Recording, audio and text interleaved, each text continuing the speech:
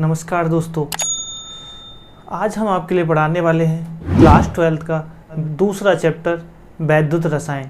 वैद्युत रसायन में हमने एक वीडियो आपके लिए अपलोड कर दी है जिसमें हमने आपको पढ़ाया अर्धशैल, सेल, साथ के साथ हमने बताया वहाँ कि मानक इलेक्ट्रोड विभव किस प्रकार ज्ञात किया जाता है तथा मानक हाइड्रोजन इलेक्ट्रोड किसे कहते हैं, इसके बारे में हमने जानकारी प्राप्त कर ली थी।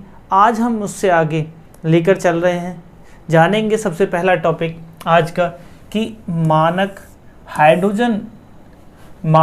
इलेक्ट्रोड विभव या मानक अपचयन विभव किसे कहते हैं। हमने जो मानक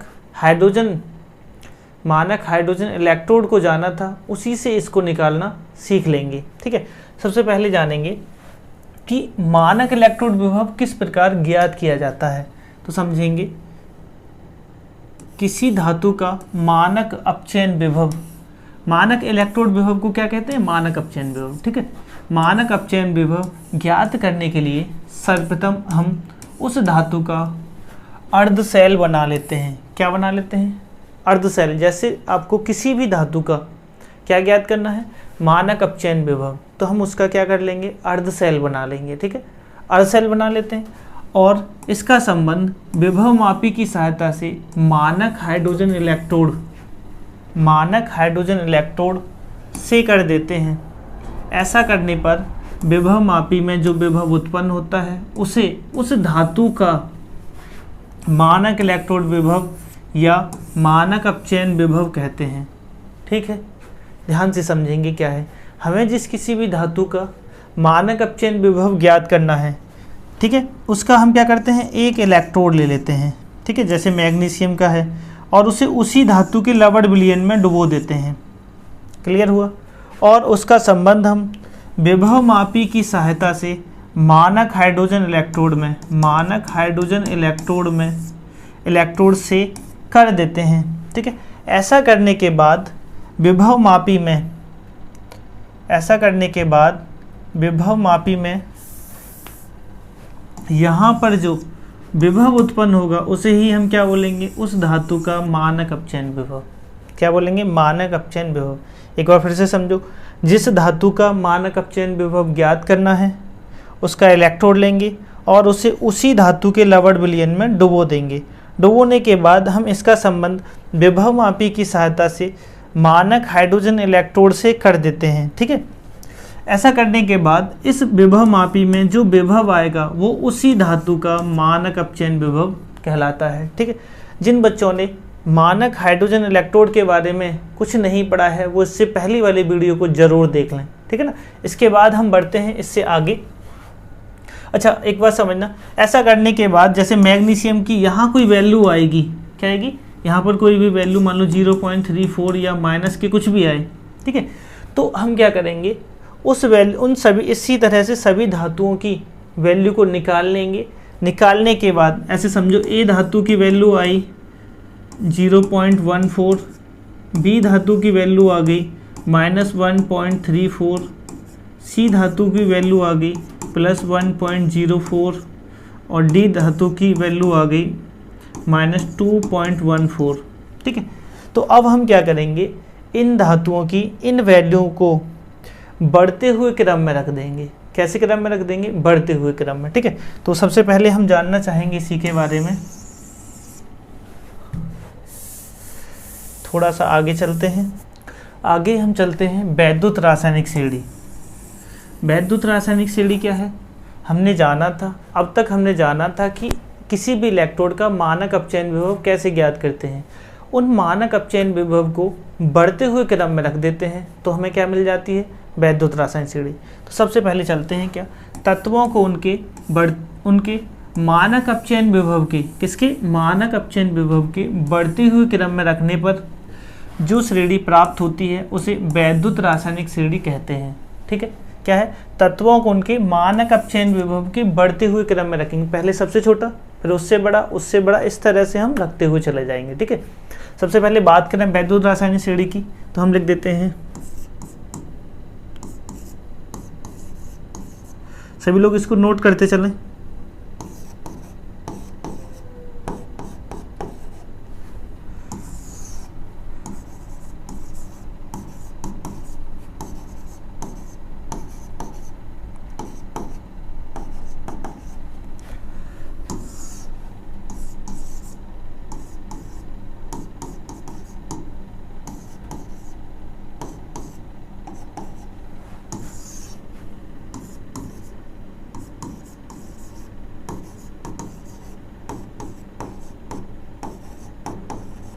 ध्यान से समझना क्या है। सबसे जो पहला तत्व है इसकी जो वैल्यू होती है -3.05 होती है। कितनी होती है? -3.05। अब सभी की वैल्यू हम नहीं लिखेंगे, तुम लोग एनसीईआरटी की बुक से लिख लेना, ठीक है। सभी की वैल्यू याद करना बहुत ज़रूरी भी नहीं है, बस हम समझना है। देखो ऐसे समझेंगे कि ये एक वैद्युत रासायनिक श्रेणी है, कहाँ से लेकर, देखो इसमें सभी तत्व आ नहीं रहे हैं लेकिन हम समझा देते हैं। लिथियम से लेकर हाइड्रोजन तक, हाइड्रोजन कहाँ है? ये रही, ठीक। और इसके बाद हाइड्रोजन से लेकर कहाँ तक है? AU तक। हमने ये जो लिखाई है, ठीक है, इसमें सभी धातुएं हैं, अधातुएं नहीं, ठीक। यहाँ से समझना है बस आपको क्या करना है। हमने लिखा है लिथियम से लेकर हाइड्रोजन तक और उसके बाद AU तक। बीच में बहुत सारे तत्व हैं, इन सभी को आप लिखते रहना, बस समझना यहाँ से है क्या है। ये सर्वाधिक ऋणात्मक, कैसा है? सर्वाधिक ऋणात्मक, ठीक है। और अगर हाइड्रोजन की वैल्यू की बात करें तो इसकी वैल्यू होती है 0, ठीक है, हमने पहले भी बताया है। और AU की बात करें तो ये सर्वाधिक धनात्मक है। कैसा है? सर्वाधिक धनात्मक। बात समझ में? तो अगर हम देखेंगे तो क्रम है ये, ऊपर से नीचे आने का ये क्रम है, ठीक है। तो ऊपर से नीचे आएंगे, ठीक है, तो मानक अपचयन विभव बढ़ेगा क्योंकि यहाँ सर्वाधिक ऋणात्मक है। और जैसे जैसे नीचे आएंगे हाइड्रोजन पर आकर 0 हो जाता है, उससे और नीचे जाएंगे तो क्या हो जाएगा? और प्लस में पहुँच जाएगा, ठीक है। यहाँ माइनस में होता है और यहाँ क्या होता है? प्लस में ये वैल्यू होती है। बात क्लियर है? आगे चलते हैं। अब इसको समझेंगे कि क्या है ये क्रियाशीलता का, ध्यान से समझना, क्रियाशीलता का घटता हुआ क्रम है। कैसा क्रम है? आगे समझेंगे क्या है ये क्रियाशीलता का घटता क्रम। क्रियाशीलता का घटता क्रम। अच्छा, समझ में तो आ नहीं रहा होगा कैसे घटता क्रम है, तो ध्यान से समझेंगे। अगर हम ऊपर से नीचे की तरफ बढ़ाएं, Li से K की तरफ, Ba से Sr की तरफ, तो पता चलेगा सर्वाधिक क्रियाशील Li, उसके बाद K, फिर Ba, फिर Cr, फिर Na, फिर Ca, फिर Na। मतलब ऊपर से नीचे जा रहे हैं, ऊपर से, यहाँ से समझेंगे, ऊपर से नीचे जा रहे हैं तो क्रियाशीलता घटती है। क्या होता है? क्रियाशीलता घटती है। क्रियाशीलता क्या होती है? कम होती है, ठीक है। बढ़ता क्या है? तो ऑक्सीकारक क्षमता बढ़ती है, ठीक है। क्या होती है? ऑक्सीकारक क्षमता, ऑक्सीकारक क्षमता क्या है? अधिक। इधर क्या है? नीचे की तरफ आएंगे तो ऑक्सीकारक क्षमता बढ़ेगी। क्लियर है? ऊपर क्या ज़्यादा होगा? अपचायक क्षमता, ठीक है। इस पर अभी हम बात करेंगे, पहले बस समझ लो थोड़ा सा। सबसे पहले तुम्हें क्या करना है? वैद्युत रासायनिक श्रेणी को लिख लेना है। सबसे पहले तुम्हारी कॉपी होगी तो वहाँ बहुत सारा तुम्हें मिल जाएगा, वहाँ से लिखते रहना। पहले Li, फिर K, फिर Ba, फिर Sr, फिर Ca, फिर Na, फिर Mg, एक ही लाइन से लिख लेना। सभी को जब हम लिख लेंगे तो पता चलेगा ये सर्वाधिक ऋणात्मक, हाइड्रोजन का मान 0, कितना होता है? 0। और इसके नीचे जितने भी आएंगे वो सब वैल्यू कैसी आएगी इनकी? पॉजिटिव। क्या है ये? इसे ही कहते हैं क्या? मानक अपचयन विभव। क्या कहते हैं? मानक अपचयन विभव। इसी के बढ़ते क्रम में रखकर जो श्रेणी बनाई गई है क्या कहलाती है? वैद्युत रासायनिक श्रेणी, ठीक है। अब इसके बाद हम आगे चलते हैं कि वैद्युत रासायनिक श्रेणी के लक्षण, ठीक है। तुम्हें क्या करना है? बस याद रखना है कि कहाँ से कहाँ तक थी। Li से H तक, ठीक है। H 0 है, ऊपर नेगेटिव वाले हैं सभी, जितना ऊपर जाएंगे उतना नेगेटिव, और नीचे आएंगे तो उतने ही पॉजिटिव, ठीक है। बस इतना ही समझना है। तो पहला ये कहता है कि वैद्युत रासायनिक श्रेणी में तत्वों को बढ़ते हुए मानक अपचयन इलेक्ट्रोड विभव, ठीक है, या तो अपचयन लिख लेना या इलेक्ट्रोड लिख लेना। मानक अपचयन विभव या मानक इलेक्ट्रोड विभव के क्रम में रखा गया है। क्या है? तत्वों को उनके वैद्युत रासायनिक श्रेणी में तत्वों को बढ़ते हुए मानक अपचयन विभव के क्रम में रखकर इस श्रेणी को बनाया गया है, ठीक है। दूसरी बात करें कि वैद्युत रासायनिक श्रेणी में हाइड्रोजन का मानक अपचयन विभव 0 माना गया है। कितना माना गया है? 0। हमने लिखा भी है, हाइड्रोजन 0 है, उदासीन है, ठीक। इससे नीचे आएंगे पॉजिटिव, ऊपर जाएंगे नेगेटिव। क्लियर है? आगे चलते हैं। वैद्युत रासायनिक श्रेणी में जिस तत्व का मानक अपचयन विभव सर्वाधिक ऋणात्मक होता है, क्या है? सर्वाधिक ऋणात्मक होता है, उसे ऊपर रखा गया है। समझ गए? जिसका वैल्यू ज़्यादा ऋणात्मक है वो ऊपर चला जाएगा। क्लियर है? बहुत टफ बात नहीं है, बहुत आसानी से सीख रहे होंगे। वैद्युत रासायनिक श्रेणी में जिस तत्व का मानक अपचयन विभव सर्वाधिक धनात्मक होता है उसे सबसे नीचे रखा गया है। क्लियर है? जिसका मानक अपचयन विभव सर्वाधिक क्या हो, धनात्मक होता है, उसे नीचे, पॉजिटिव ऊपर नेगेटिव नीचे। क्लियर है? आगे चलते हैं। वैद्युत रासायनिक श्रेणी में ऊपर से नीचे जाने पर तत्वों की क्रियाशीलता घटती है। इन पॉइंटों को याद करते रहना। क्या है? सबसे पहले हमने बताया मानक अपचयन विभव के बढ़ते हुए क्रम में रखकर बनाया गया है, ऊपर सबसे छोटा नीचे सबसे बड़ा मानक अपचयन विभव। दूसरा, हाइड्रोजन का 0 माना गया है। ठीक है। तीसरा पॉइंट ये कहता है जो धातुएं हाइड्रोजन से या जो धातुएं जितनी ज़्यादा ऋणात्मक हैं वो ऊपर हैं, जितनी ज़्यादा धनात्मक हैं उन्हें सबसे नीचे रखा गया है। आगे ये कहता है कि वैद्युत रासायनिक श्रेणी में ऊपर से नीचे जाने पर तत्वों की क्रियाशीलता घट जाती है। तो ऊपर ज़्यादा क्रियाशील, नीचे कम क्रियाशील। यहाँ से यहाँ ध्यान रखते रहना। ठीक है ना? ऊपर अधिक क्रियाशील और नीचे कम क्रियाशील। आगे कहता है वैद्युत रासायनिक श्रेणी में जो धातुएं हाइड्रोजन से ऊपर स्थित होती हैं वे इलेक्ट्रॉन त्याग कर धनायन बनाने की प्रवृत्ति रखती हैं और प्रबल अपचायक की भांति कार्य करती हैं। अब बहुत ध्यान से समझेंगे। हाइड्रोजन से ऊपर जो धातुएं हैं वे आसानी से इलेक्ट्रॉन को त्याग देती हैं, और जो आसानी से इलेक्ट्रॉन को त्याग देता है तो क्या करता है, त्यागने के बाद धनायन बनाता है और किसकी भांति कार्य करता है, प्रबल अपचायक की भांति। सारी बातें क्लियर हैं? अभी इसके और पॉइंट हमें जानने हैं। ठीक है? और क्या जानेंगे? वैद्युत रासायनिक श्रेणी में जो धातुएं हाइड्रोजन से नीचे हैं, वे इलेक्ट्रॉन आसानी से नहीं त्यागती। ठीक है? इलेक्ट्रॉन का त्याग वो आसानी से नहीं करती हैं और दुर्बल अपचायक की भांति कार्य करती हैं। बात समझी? ऊपर की तरफ जाएंगे तो प्रबल अपचायक। अच्छा, एक बात और समझें, जो प्रबल अपचायक होगा वो कैसा होगा, दुर्बल ऑक्सीकारक। कैसा होगा? दुर्बल ऑक्सीकारक। ठीक है? प्रबल अपचायक होगा लेकिन दुर्बल क्या होगा, ऑक्सीकारक। ठीक। और नीचे आएंगे तो दुर्बल अपचायक होगा, प्रबल ऑक्सीकारक होगा। ठीक है? आगे समझेंगे। वैद्युत रासायनिक श्रेणी में जो धातुएं हाइड्रोजन से ऊपर स्थित होती हैं, जो धातुएं कहाँ हैं, हाइड्रोजन से ऊपर हैं, ठीक है, वे तनु अम्लों से हाइड्रोजन विस्थापित कर देती हैं। क्या कर देती हैं? तनु अम्लों से हाइड्रोजन को विस्थापित कर देती हैं। आगे, वैद्युत रासायनिक श्रेणी में जो धातुएं ऊपर स्थित हैं, जो धातुएं कहाँ हैं, ऊपर हैं, वे अपने से नीचे स्थित धातुओं को उनके लवण विलयन से विस्थापित कर देती हैं। क्या कर देती हैं?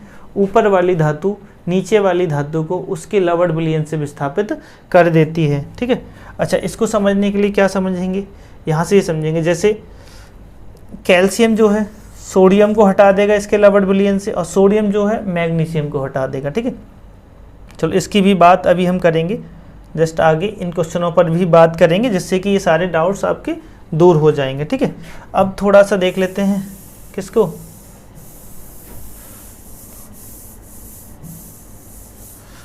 थोड़ा सा देख लेते हैं अब अगले पॉइंट को।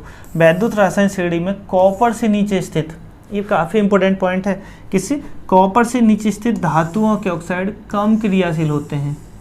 कॉपर से नीचे स्थित धातुओं के ऑक्साइड कम क्रियाशील होते हैं और ताप अपघटित होकर धातु देते हैं। कॉपर से नीचे जितने भी धातु के ऑक्साइड हैं, जैसे HgO हो, ठीक है, अगर हम इसे हल्का सा भी गर्म कर देंगे, इसे हम हल्का सा भी गर्म करेंगे तो क्या होगा, धातु मिलेगी और ऑक्सीजन मिल जाएगी। क्या मिलेगी? धातु मिलेगी और ऑक्सीजन मिल जाएगी। ठीक है ना? चाहो तो ऐसे बराबर कर सकते हैं, बस यही कहना है हमारा। कहाँ से? कॉपर से नीचे स्थित धातुओं के ऑक्साइड कैसे होते हैं? कम क्रियाशील होते हैं। याद रखना, यहाँ से क्वेश्चन आना ही है, तो इसको थोड़ा ढंग से तैयार कर लेना। क्लियर है? चलते हैं अगले पॉइंट पर। क्या है? वैद्युत रासायनिक श्रेणी के अनुप्रयोग। क्या पढ़ने हैं? वैद्युत रासायनिक श्रेणी के अनुप्रयोग। ठीक है?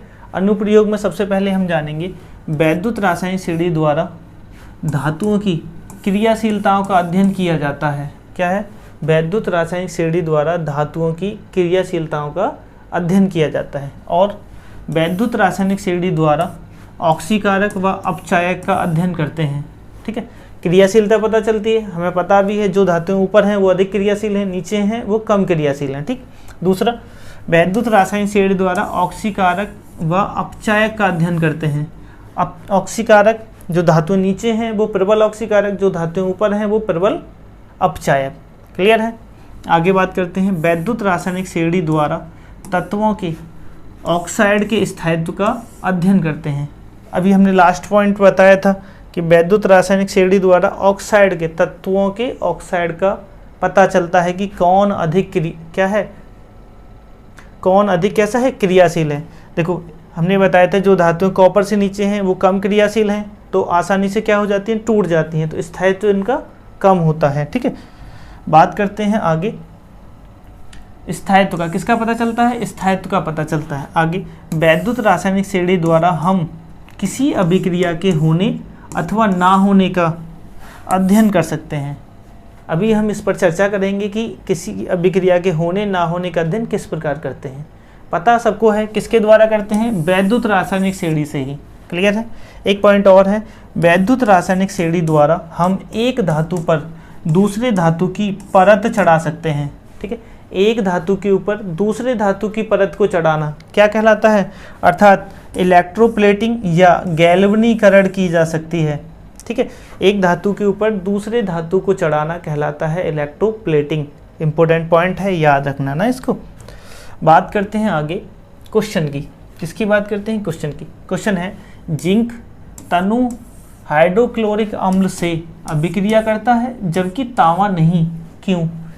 ठीक है, क्वेश्चन हमें बताना है कि जिंक, भाई Zn जो है ये कह रहा है कि तनु HCl से क्रिया कर लेता है। कैसा है, यही लिख देते हैं, डाइल्यूट। ठीक है, बात आती है कि ये इससे क्रिया कर रहा है। अच्छा, क्रिया कैसे करेगा, अभी हमने बताया जो धातुएं हाइड्रोजन से ऊपर हैं, जिंक ऊपर ही आता है। ठीक है, या ऐसे याद ना हो तो याद रखना, जो धातुएं ऊपर हैं वो अपने से नीचे वाले को हटा देते हैं। हमने ये पॉइंट पढ़ाया है, जो धातुएं क्या हैं, अधिक क्रियाशील हैं, वो क्या करती हैं, अपने से नीचे वाले को हटा देती हैं। देखो ये पॉइंट याद रखना, जो धातुएं ऊपर स्थित होती हैं वे अपने से नीचे स्थित धातुओं को उनके लवण विलयन से क्या करती हैं, विस्थापित। तो बस हमको इसका क्या रखना है, क्रम याद रखना है। जिंक जो है ऊपर पाया जाता है, तो जिंक क्या करता है, हाइड्रोजन को विस्थापित कर देगा। जब हाइड्रोजन को विस्थापित कर देगा तो इसके दो ले लेंगे, तो बन जाएगा, क्या बन जाएगा, हाइड्रोजन निकल जाएगी, तो H2 निकल गई। ठीक है, ये तो निकल गई। अब बात आती है बचा क्या, Zn और Cl, तो क्या बन जाएगा, ZnCl2। क्लियर है, सारी बातें समझ में आ रही है। जिंक कहाँ है, ऊपर। ठीक है, इसीलिए ऐसा हुआ। दूसरा ये कह रहा है जबकि तांबा नहीं, कॉपर को हम लें, किसको लें, कॉपर को, तो कॉपर की क्रिया HCl से करा दें।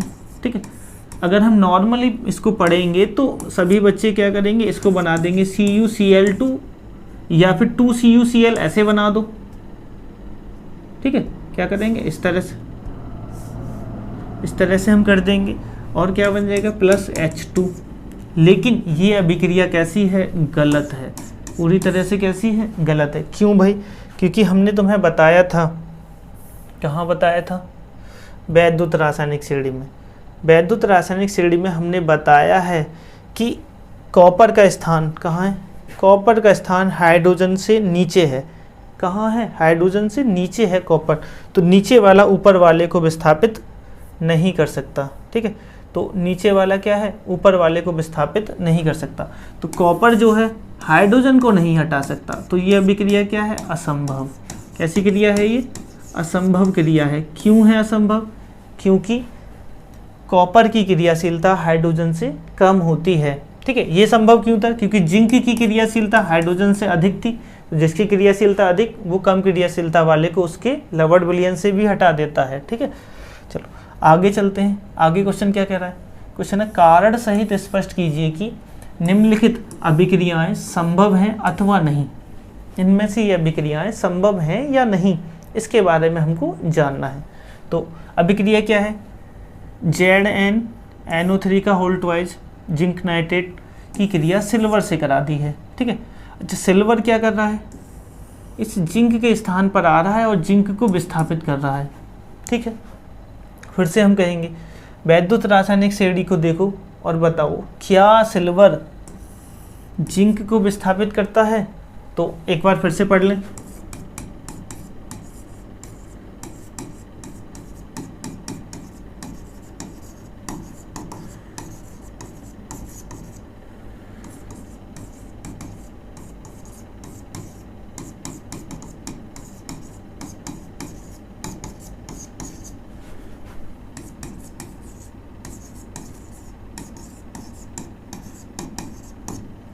बहुत ध्यान से समझना इसको कि Ag कहाँ है, तो भाई Ag हमारा ये रहा Ag, और भाई जिंक कहाँ है, तो जिंक है ऊपर, जिंक कहाँ है ऊपर। देखो ये क्रम में पहले ये आएगा, फिर ये आएगा और फिर ये आएगा, तो जिंक Ag बहुत नीचे है, नीचे वाला ऊपर वाले को हटा नहीं सकता, तो ये इसको हटा नहीं सकता। क्रिया कैसी होगी, असंभव।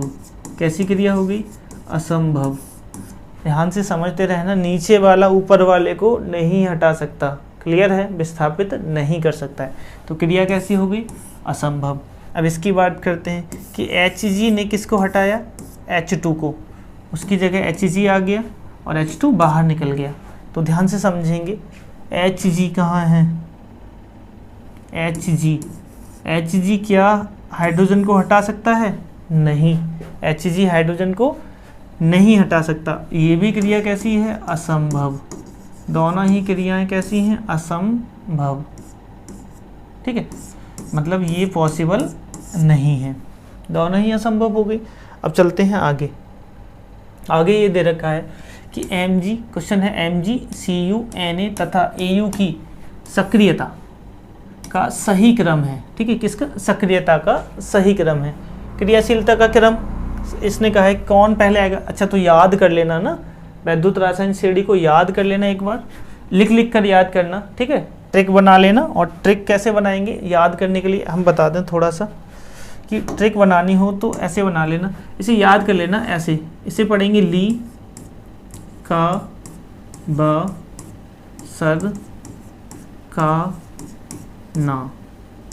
ठीक है, मग अल मन जन कर फी कड़ कोनी।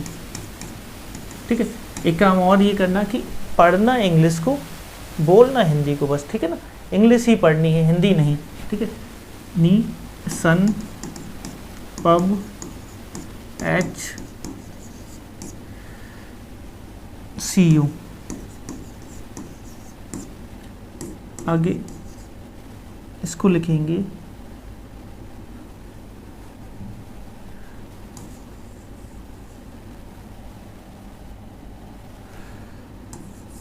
इसको लिख देंगे हग अग पट ए यू। ठीक है, ये बिल्कुल सिंपल सी ट्रिक है, इसमें हमने कुछ भी नहीं किया, हमने बस इन्हीं शब्दों को बोला है कि ली का बा सर का ना मग अल मन जन कर फी कड़ को नी सन पव एच सी यू हग अग पट ए यू। ठीक है, इस तरह से हम इसको क्या कर लेंगे, याद कर लेंगे। याद करने की कोई और दूसरी ट्रिक तुम अपना सकते हो, लेकिन ये सबसे सिंपल ट्रिक है। ठीक है ना, इसमें कोई फालतू की कहानी हमने नहीं लिखाई है, हमने इन्हीं शब्दों को तुम्हें याद करना सिखा दिया है। ठीक है, स्टेप बाय स्टेप याद कर लेना। लीकाबा सरकाना मग अल मंजन, ठीक है, करफी कड़ को नी, फिर सनपव एच सी यू, फिर इसको पूरा याद कर लेना। ठीक है, इस तरह से। अब बहुत ध्यान से समझेंगे। अगर इसकी बात करें तो क्रम कहाँ मिलेगा, एक बार उसको पढ़ते जाना तो सीख जाएंगे। अच्छा, वैद्युत रासायनिक श्रेणी को देखो कहाँ है, सबसे पहले किसका कौन आ रहा है, तो ध्यान से समझेंगे। ऐसे ही लीकाबा सरकाना, तो ना पहले आएगा। ठीक है, मग अल, मग भी ठीक है, मग अल मंजन करफी कड़कोनी सनपव एच सी यू आ गया। तो ये यही क्रम हमें सही लग रहा है। देखो ना, एन ए पीछे नहीं आएगा, एन ए बीच में नहीं आएगा, एन ए पीछे नहीं आएगा। ठीक है, दोबारा से चाहो तो एक बार वैद्युत रासायनिक श्रेणी को जान लेना।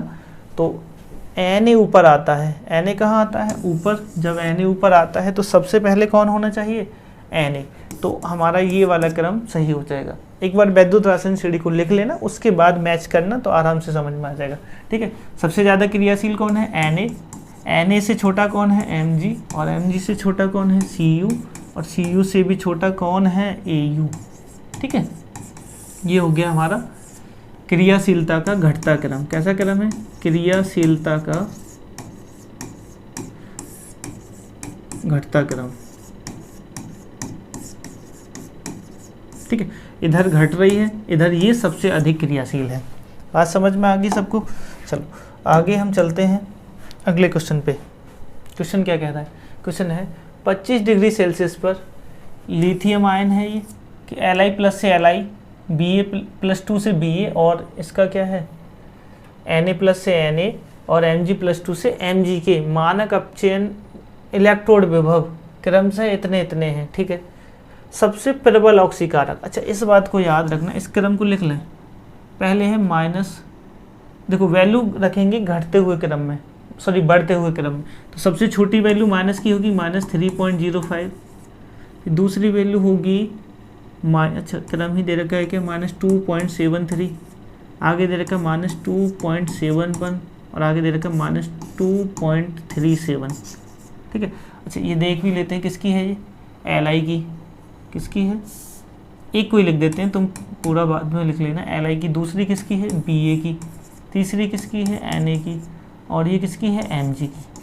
ठीक है, ये प्लस प्लस लगा लेना, plus Ba plus 2, sorry plus Na plus Mg plus 2। ठीक है, यही दे रखा है ना,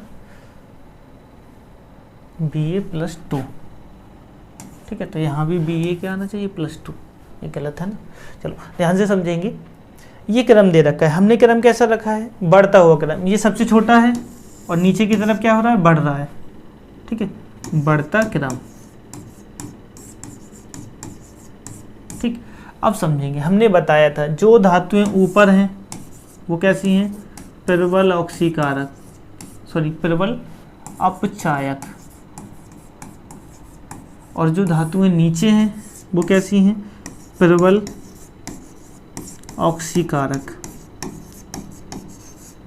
ठीक है, अब हमें एक बात समझ में आई कि इसमें प्रबल ऑक्सीकारक नीचे वाला होगा, कैसा होगा, जो जिसका मानक अपचयन विभव कम ऋणात्मक है या धनात्मक है।